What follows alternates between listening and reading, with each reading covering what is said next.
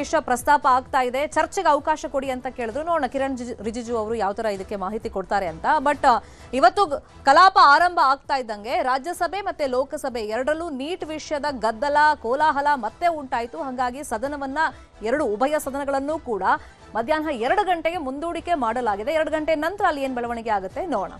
ಇನ್ನು ದಿಲ್ಲಿಯಲ್ಲಿ ನೀಟ್ ಸಂಘರ್ಷದ ಹಿನ್ನೆಲೆಯಲ್ಲಿ ನಿನ್ನೆ ರಾಹುಲ್ ಗಾಂಧಿ ಅವರನ್ನ ವಶಕ್ಕೆ ಪಡೆಯಲಾಗಿತ್ತು. ಅದಕ್ಕೆ ಕಾಂಗ್ರೆಸ್ನ ಕಾರ್ಯಕರ್ತರು ದೇಶಾದ್ಯಂತ ತೀವ್ರ ರೀತಿಯಲ್ಲಿ ಆಕ್ರೋಶವನ್ನು ವ್ಯಕ್ತಪಡಿಸಿದ್ದಾರೆ. ಹಾಗಾಗಿ ಮಲ್ಲೇಶ್ವರಂನ ಬಿಜೆಪಿ ಕಚೇರಿಗೆ ಮುತ್ತಿಗೆ ಹಾಕೋದಕ್ಕೆ ಪ್ರಯತ್ನವನ್ನ ಪಟ್ಟಿದ್ದಾರೆ. ಯೂತ್ ಕಾಂಗ್ರೆಸ್ನ ಕಾರ್ಯಕರ್ತರು ಪ್ರತಿಭಟನೆಯನ್ನ ಮಾಡಿದ್ದಾರೆ. ಬಿಜೆಪಿ ವಿರುದ್ಧ ಧಿಕ್ಕಾರವನ್ನ ಕೂಗಿ ಆಕ್ರೋಶವನ್ನ ವ್ಯಕ್ತಪಡಿಸಿದ್ದಾರೆ. ಇನ್ನು ಪ್ಲೆಕಾರ್ಡ್ಗಳನ್ನ ಹಿಡಿದು ಕಾಂಗ್ರೆಸ್ನ ಕಾರ್ಯಕರ್ತರು ಬಂದಿದ್ದಾರೆ. ಕೂಡಲೇ ಪ್ರತಿಭಟನಾಕಾರರನ್ನ ಅಲ್ಲಿ ಪೊಲೀಸರು ವಶಕ್ಕೆ ಪಡೆದಿದ್ದಾರೆ. ವಶಕ್ಕೆ ಪಡೆದು ಬಸ್ಸಲ್ಲಿ ಕಾರ್ಯಕರ್ತರನ್ನ ಕರ್ಕೊಂಡು ಹೋಗಿದ್ದಾರೆ ಪೊಲೀಸರು. ಒಂದ್ ಕಡೆ ಬಿಜೆಪಿ ಅವರು ಆರೋಪ ಮಾಡ್ತಿರೋದು, ಅಲ್ಲಿ ಸೆಕ್ಯೂರಿಟಿ ವೈಸ್ ನಾವು ನೋಡೋದಾದ್ರೆ ಕೆಲವೊಂದು ಭದ್ರತಾ ಲೋಪಗಳನ್ನ ರಾಹುಲ್ ಗಾಂಧಿ ಅವರು ಮಾಡಿದ್ದಾರೆ. ಯಾವುದೇ ರೀತಿಯ ಪರ್ಮಿಷನ್ ಅನ್ನ ತಗೊಂಡಿರ್ಲಿಲ್ಲ. ಪ್ರಧಾನಿ ನಿವಾಸದ ಮುಂದೆ ಪ್ರತಿಭಟನೆಯನ್ನ ಮಾಡೋದಕ್ಕೆ ಏಕಾಏಕಿ ಬಂದ್ರು, ಅಲ್ಲಿ ಪ್ರತಿಭಟನೆ ಮಾಡೋ ಕುತ್ಕೊಂಡ್ಬಿಟ್ರು. ಸೊ ಹಂಗಾಗಿ ಅಲ್ಲಿ ಗದ್ದಲ ಉಂಟು ಮಾಡಿದ್ರು ಅಂತ ಹೇಳಿ. ಇನ್ನೊಂದು ಕಡೆ ರಾಹುಲ್ ಗಾಂಧಿ ಅವರನ್ನ ಬಂಧಿಸಿರೋದಕ್ಕೆ ತೀವ್ರ ರೀತಿಯಲ್ಲಿ ಕಾಂಗ್ರೆಸ್ ಅವರು ಆಕ್ರೋಶ ವ್ಯಕ್ತಪಡಿಸ್ತಾ ಇದ್ದಾರೆ. ನಮ್ಮ ದೇಶದಲ್ಲಿ ನಿಜಕ್ಕೂ ಪ್ರಜಾಪ್ರಭುತ್ವದ ವ್ಯವಸ್ಥೆ ಇದೆಯಾ? ಯಾರು ಪ್ರತಿಭಟನೆ ಮಾಡ್ತಾರೆ ಸರ್ಕಾರದ ವಿರುದ್ಧ ಅವ್ರನ್ನ ಅರೆಸ್ಟ್ ಮಾಡೋದು ಒಂದೇ ಮಾನದಂಡನ ಅಂತೆಲ್ಲ ಪ್ರಶ್ನೆಗಳನ್ನ ಮಾಡ್ತಾ ಇದ್ದಾರೆ.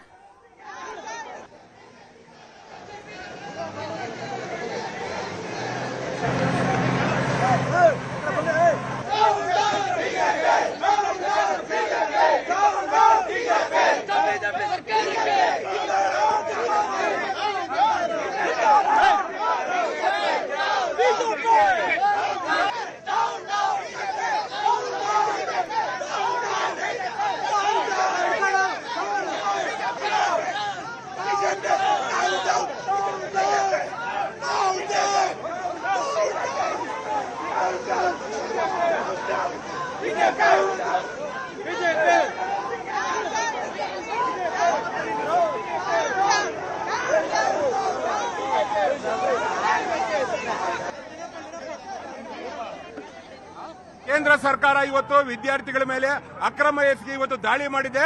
ಪ್ರಜಾಪ್ರಭುತ್ವವನ್ನು ಕಗ್ಗೊಲ ಮಾಡಿರ್ತಕ್ಕಂಥ ನರೇಂದ್ರ ಮೋದಿ ಸರ್ಕಾರನ ಕೂಡಲೇ ವಜಾ ಮಾಡಬೇಕಂತ ಇವತ್ತು ಪ್ರತಿಭಟನೆ ಮೂಲಕ ಆಗ್ರಹ ಪಡಿಸ್ತಾ ಇದ್ದೀವಿ.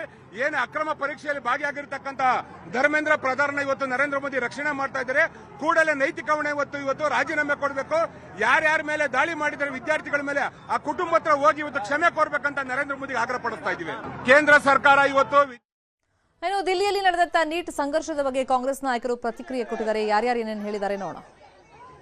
ಸೃಷ್ಟಿ ಆಗಲಿಲ್ಲ. ಯುವಕ 12 ವರ್ಷ ಆಯಿತು, 24 ಕೋಟಿ ಉದ್ಯೋಗ ಸೃಷ್ಟಿ ಆಗಬೇಕಾಗಿತ್ತು. ಉದ್ಯೋಗ ಸೃಷ್ಟಿ ಆಗಲಿಲ್ಲ. ಯುವಕರು ಭಾಳ ಹತಾಶರಾಗಿದ್ದಾರೆ, ನೋವನ್ನಲ್ಲದಾರ. ಅವತ್ತೊಂದು ದಿವಸ ಇದ್ದಂಥ ಉದ್ಯೋಗಗಳು ಕೂಡ ಅವರ ತಪ್ಪು ಆರ್ಥಿಕ ನೀತಿ, ಪ್ರಶ್ನೆ ಪತ್ರ ನೀಟ್ ಆಗಲಿ ಮತ್ತೊಂದಾಗಲಿ ಪ್ರಶ್ನೆ ಪತ್ರಿಕೆಗಳು ಎಷ್ಟು ಕಷ್ಟ ಇದೆ. ಎಷ್ಟು ಜನ ಪಾಪ ಜೀವ ಕಳ್ಕೊಂಡ್ರು. ಅದಕ್ಕೆ ಇವತ್ತು ಅದನ್ನು ಸ್ವಯಂ ಒಬ್ಬ ಸುಪ್ರೀಂ ಕೋರ್ಟ್ ಚೀಫ್ ಜಸ್ಟಿಸು ಈ ಎಲ್ಲ ಜಿರಳೆಗಳು ಅಂತೇಳಿ ಹೌದು ಕಾಕ್ರೋಚ್ ಅಂದಿದ್ದಕ್ಕೆ ಇವರೆಲ್ಲ ಕೆಲಸ ಇಲ್ಲ. ಕಾಕ್ರೋಚ್ ಅಂದ್ರೆ 24 ಕೋಟಿ ಉದ್ಯೋಗ ಕೊಡಿಸಿಲ್ಲ ಮೋದಿಯವರು. ಎಲ್ಲ ಬೆಲೆ ಏರಿಕೆ ಆಗಿದೆ. ಪಕೋಡ ಮಾರಕ್ಕೆ ಹೋಗ್ರಿ ಅಂತ ಹೇಳಿದ್ರು. ಪಕೋಡ ಮಾರಬೇಕಂದ್ರೆ ಎಣ್ಣೆ ತುಟ್ಟಾಗಿದೆ ಇವತ್ತು. ಅದನ್ನು ಕೂಡ ಆಗಂಗಿಲ್ಲ. ಇಂಥದ್ದಿದ್ದಾಗ ಯುವಕರಿಗೆ ದೇಶದ ಪ್ರಜಾಪ್ರಭುತ್ವದ ಒಂದು ಅಡಿಯಲ್ಲಿ ಸಂವಿಧಾನಾತ್ಮಕ ಹಕ್ಕಿದೆ ಇವತ್ತು ದಿವಸ. ಅವರು ಈ ಕ್ವಶನ್ ಪೇಪರ್ ಲೀಕ್ ಆಗಿದ್ದು ಇಷ್ಟೆಲ್ಲ ದೊಡ್ಡ ಪ್ರಮಾಣದಲ್ಲಾಗಿದೆ. ಅನೇಕ ಜನ ಪ್ರಾಣ ಕಳ್ಕೊಂಡಿದ್ದಾರೆ. ಅನೇಕ ಜನ ಭವಿಷ್ಯ ಹಾಳಾಗಿದೆ ಇವತ್ತು ದಿವಸ. ಕರ್ಷಿ ಅವ್ರದ್ದು ಅರ್ಥ ಮಾಡಿಕೊಂಡು ಇಲ್ಲಪ್ಪ ನಾವು ಈ ಥರ ತಪ್ಪಾಗಿದ್ದಾವೆ, ಆ ವ್ಯವಸ್ಥೆಯನ್ನು ಬಲಪಡಿಸ್ತೀವಿ, ಸುಧಾರಣೆ ಮಾಡ್ತೀವಿ. ಅಥವಾ ಪಬ್ಲಿಕ್ನು ಕೂಡ ಎಕ್ಸ್ಪರ್ಟ್ಸ್ಗೂ ಕೂಡ ಸಲಹೆ ಸೂಚನೆ ಕೊಡ್ಕೊಂಡು ಎಲ್ಲ ಕಡೆ ಬೇರೆ ಬೇರೆ ಕಡೆ ಎಲ್ಲಿ ಬೆಸ್ಟ್ ಪ್ರಾಕ್ಟೀಸಸ್ ಇದ್ದಾವೆ. ನಮ್ಮಲ್ಲೇ ಕರ್ನಾಟಕ ಎಕ್ಸಾಮಿನೇಷನ್ ಅಥಾರಿಟಿ ಇದೆಲ್ಲ, KE CET ಮಾಡ್ತಿರಲ್ಲ, ಎಷ್ಟು ಚೆನ್ನಾಗಿತ್ತು ವ್ಯವಸ್ಥೆ.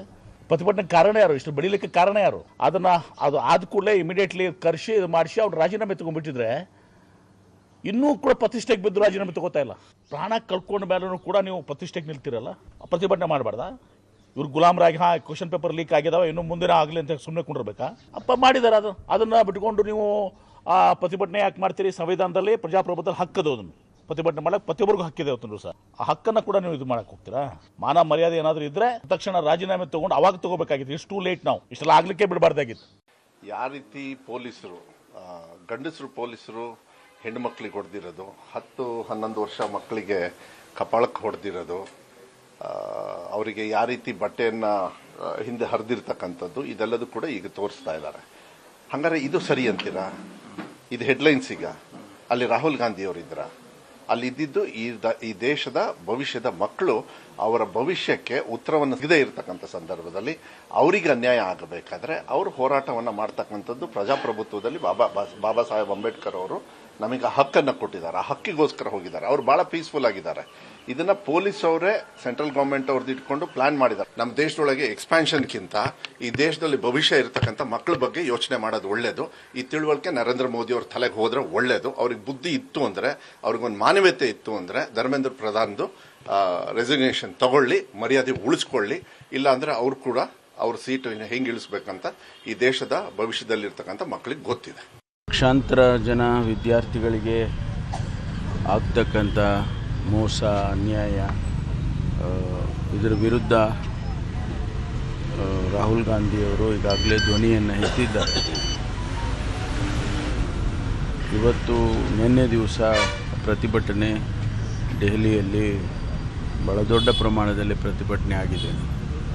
ರಾಹುಲ್ ಗಾಂಧಿಯವರನ್ನು ಮತ್ತು ಶ್ರೀಮತಿ ಪ್ರಿಯಾಂಕಾ ಗಾಂಧಿ ವಾದ್ರಾ ಅವರನ್ನು ಅರೆಸ್ಟ್ ಮಾಡಿದರು. ಅದು ಸಿಂಬಾಲಿಕ್ಕಾಗಿ ನಾವು ಏನು ಹೆಚ್ಚು ಪ್ರತಿಭಟನೆಯ ಸ್ವರೂಪ ಕಾನೂನಿಗೆ ವಿರುದ್ಧವಾಗಿ ಏನೂ ನಡೆದಿಲ್ಲ. ಆದರೆ ರಾಹುಲ್ ಗಾಂಧಿಯವರ ಧ್ವನಿಯನ್ನು ಅಡಗಿಸೋದಕ್ಕೆ ಈ ಪ್ರಯತ್ನಗಳನ್ನೆಲ್ಲ ಕೇಂದ್ರ ಸರ್ಕಾರ ಮಾಡ್ತಾ ಇದೆ ಅನ್ನೋದು ಕಾಣಿಸ್ತಾ ಇದೆ. ಈ ಪ್ರತಿಭಟನೆ, ಈ ಧ್ವನಿ ಮುಂದುವರಿಯುತ್ತೆ ಅಂತ ಹೇಳೋದಕ್ಕೆ ಬಯಸ್ತೇನೆ.